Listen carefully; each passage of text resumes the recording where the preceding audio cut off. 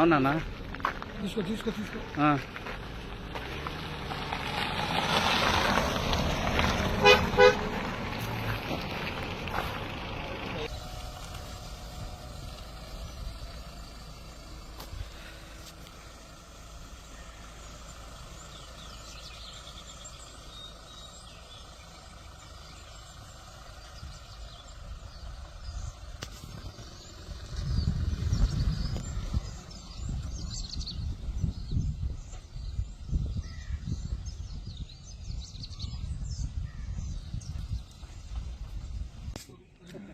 మేము ఇలాగ ఇది కూర్చున్నాం, మమ్మల్ని లోపలికి రానిస్తుంటే చెప్పి ఏం చేస్తారా మీరు? ఏమంటారు? ఏం పక్క సైట్లో వాళ్ళు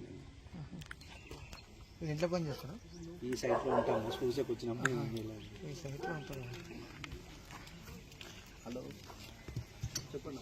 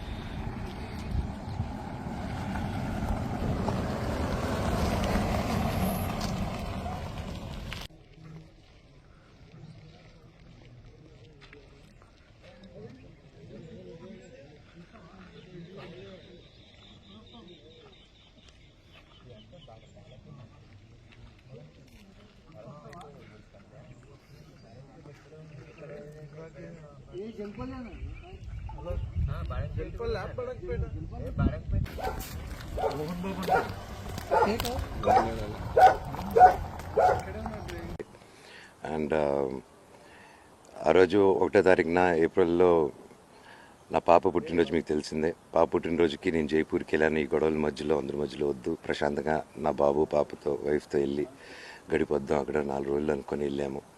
కరెక్ట్గా నేను ఆ రోజు వెళ్ళడం అడ్వాంటేజ్గా తీసుకొని నా ఇంట్లో దాదాపు ఒక జల్లపల్లిలో 150 మంది దిగి విష్ణుతో పాటు అందరూ చాలామంది, ఇట్స్ ఆల్ రికార్డెడ్, పోలీసుల్లో అంతా నా రూమ్లన్నీ పగలగొట్టి నా చిన్నప్పటి నుంచి ఉన్న వస్తువులు, నా పిల్లల వస్తువులు, నా ఇళ్ళ వస్తువులు, బట్టలు, నగలు పెట్టి పగలగొట్టి, సో అన్నీ చేసి అక్కడే బయట కంటైనర్లు వేసారు. నా రూమ్లన్నీ పగలగొట్టారు. కోర్టుని మిస్గైడ్ చేసి ఒక ఆర్డర్ కూడా తీసుకొచ్చారు. అండ్ ఈరోజు ఆ కోర్టు ఆర్డర్ కూడా అది తప్పు చేశారని చెప్పి అది రివోక్ చేయడం కూడా జరిగింది ఈరోజు. అండ్ ఇదంతా ఏంటంటే నా పాప బర్త్డే ఉందని కూడా ఆలోచించకుండా ఊర్లో లేనప్పుడు ఇలా చేయడం అనేది ఎంతవరకు కరెక్టో మీకే వదిలేస్తున్నాను అందరికీ. అండ్ అదే రోజు ఎప్పుడైతే పగలగొట్టారో అక్కడ నా పాత కారు, ఒక 10 years old కారు, ఆ కారు, నా వైఫ్ కారు, వాళ్ళ నాన్నగారు కొన్ని ఇచ్చిన కారు, 2 మా ఇంట్లోనే ఉన్నింది. అవి 2 టో చేసుకొని తీసుకొచ్చి రోడ్లో వదిలేశారు. సరే అప్పటికీ నేను పాప బర్త్డే ఎందుకు కంప్లైంట్లు ఎందుకు మీ అందరికి చెప్పడం అనేసి నా పార్టీకి ఉన్నాను.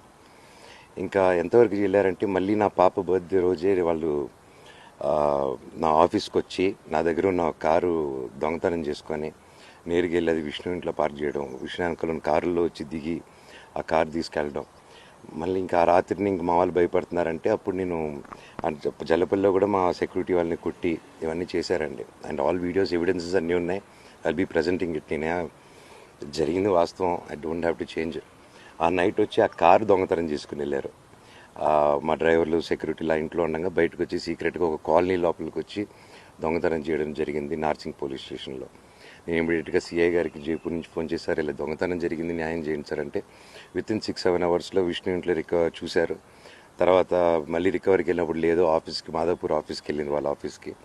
అప్పుడు సిఐ గారు అందరూ వెళ్ళి అక్కడ రికవర్ చేస్తున్నారు. ఎవరైతే విట్నెస్ ఉన్నారో వాళ్ళు వెళ్ళారు అక్కడికి. విట్నెస్ వెళ్తే ఆ విట్నెస్ని కొట్టేదానికి వచ్చారు. అవన్నీ మన సిఐ గారు వీళ్ళందరూ రికార్డింగ్స్ తీస్తున్నారు ఆ రోజు.